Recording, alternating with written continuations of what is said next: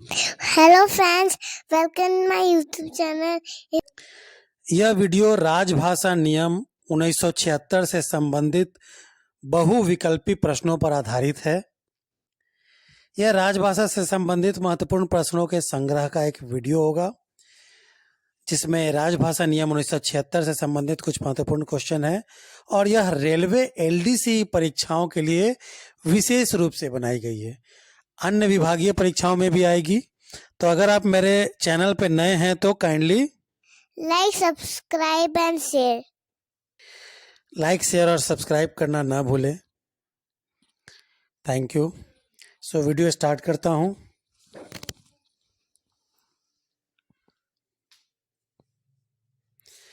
तो आज का पहला प्रश्न है कि राजभाषा नियम कब पारित हुआ था।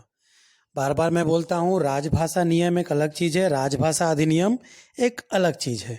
तो यहाँ सवाल राजभाषा नियम से है।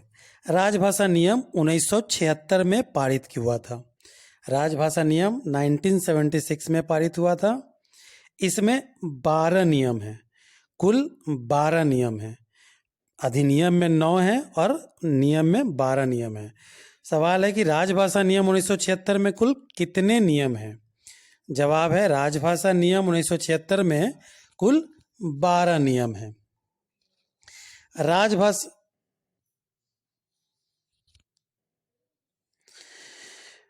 राजभाषा नियम अब तक कितने बार संशोधित किए जा चुके हैं। सवाल है राजभाषा नियम कुल कितने बार अब तक संशोधित किए जा चुके हैं। तो यह 3 बार है, कुल 3 बार संशोधित किया गया है।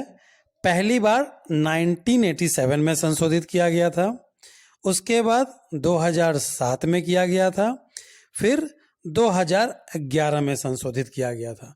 2011 अंतिम बार संशोधित हुआ है, उसके बाद अभी तक ये संशोधित नहीं हुआ है। तो 3 बार। राजभाषा नियम 1976 में नियम 1 किससे संबंधित है।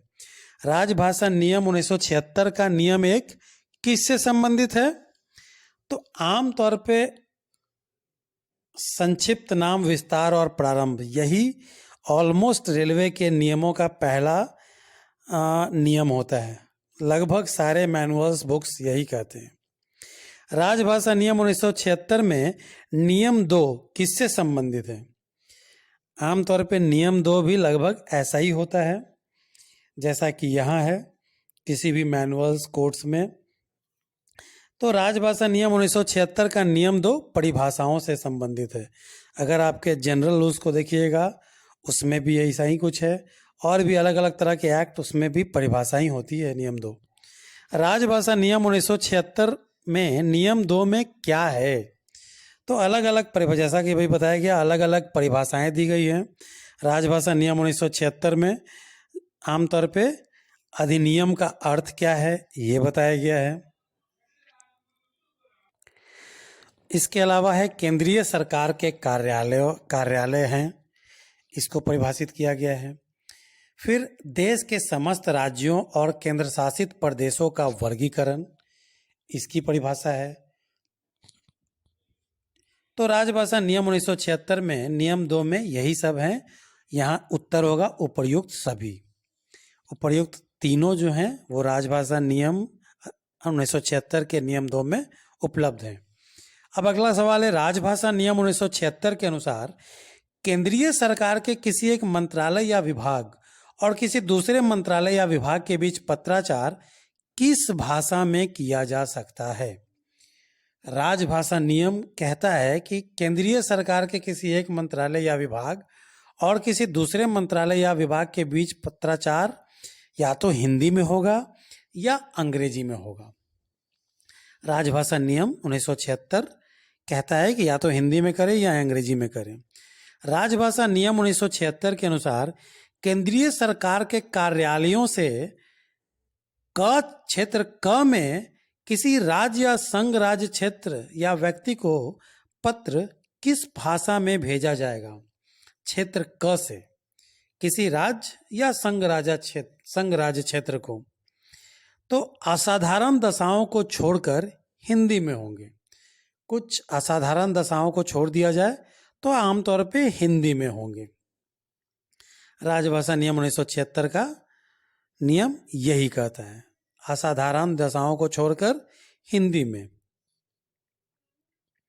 राजभाषा नियम 1976 के किस नियम के अनुसार हिंदी में प्राप्त पत्रादि के उत्तर हिंदी में दिया जाएंगे?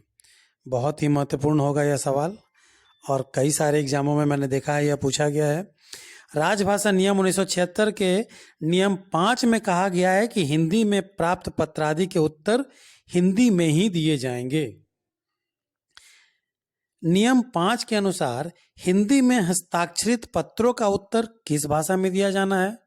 अगर ऐसा कोई पत्र जो कि हिंदी में हस्ताक्षर किया गया है तो उसका उत्तर हिंदी में देना अनिवार्य है। यह भी नियम 5 में ही लिखा गया है, राजभाषा नियम 1976 के नियम 5 में। हिंदी में अगर पत्र का हस्ताक्षर है तो उसका जवाब भी हिंदी में देना होगा। राजभाषा नियम 1976 में नियम 8 किससे संबंधित है? एक बार फिर से मैं बता रहा हूँ, 12 नियम है इसके अंदर कुल। तो नियम 8 किससे संबंधित है? राजभाषा नियम 1976 के नियम 8, तो यह है केंद्रीय सरकार के कार्यालयों में टिप्पणी का लिखा जाना, टिप्पणियों का लिखा जाना। केंद्रीय सरकार के कार्यालयों में टिप्पणी का लिखा जाना, यही नियम 8 में बताया गया है। राजभाषा नियम 1976 में नियम 9 किससे संबंधित है? बहुत ही इंपॉर्टेंट है। अगर इंग्लिश में कहा जाए तो प्रोफिशिएंसी, हिंदी में कहा जाए तो प्रवीणता। तो राजभाषा नियम 1976 का नियम 9 हिंदी में प्रवीणता से संबंधित है। कौन कर्मचारी हिंदी में प्रवीण माने जाएंगे, इसके बारे में नियम 9 में बताया गया है। उसी प्रकार नियम 10 में जो प्रवीण नहीं है लेकिन हिंदी का ज्ञान है, साधक ज्ञान है, उसका दिया गया है। राजभाषा नियम 1976 के नियम 11(2) के अनुसार केंद्र सरकार के किसी कार्यालय में प्रयोग किए जाने वाले रजिस्ट्रों के प्रारूप और शीर्षक किस भाषा में लिखे जाएंगे या जाने चाहिए? एक्चुअली राजभाषा नियम के 1976 के नियम 11 में 1, 2, 3, 4 करके कई सारे रूल दिए गए हैं, जिसमें कि 11 का जो 2 है वो कहता है कि किसी रजिस्टर का प्रारूप और शीर्षक या तो हिंदी में होंगे या अंग्रेजी में होंगे। हिंदी और अंग्रेजी द्विभाषी होंगे या नहीं, हिंदी और अंग्रेजी द्विभाषी होंगे।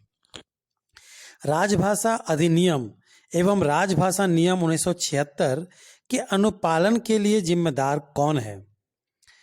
सवाल है कि ये जो दोनों नियम और अधिनियम है, इसके अनुपालन के लिए किसी भी ऑफिस में इसके पालन के लिए जिम्मेदार कौन होंगे?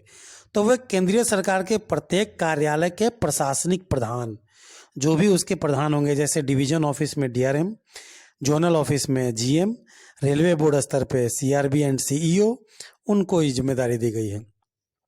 राजभाषा नियम 1976 में नियम 12 जो कि अंतिम नियम है, किससे संबंधित है? फिर से मैं एक बार रिपीट कर रहा हूँ, राजभाषा नियम 1976 में कुल 12 नियम है, जो कि मेरा पहला सवाल था।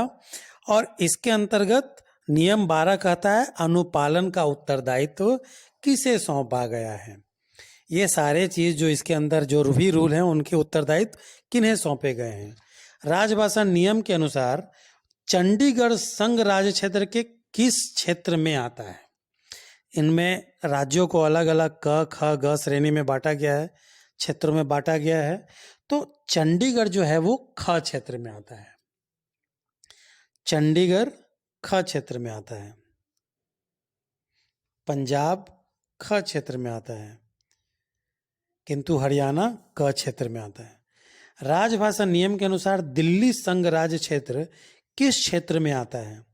दिल्ली सभी जानते हैं, खड़ी बोली हिंदी बोली जाती है, हिंदी भाषी क्षेत्र है, तो निश्चित रूप से यह क क्षेत्र में आएगा।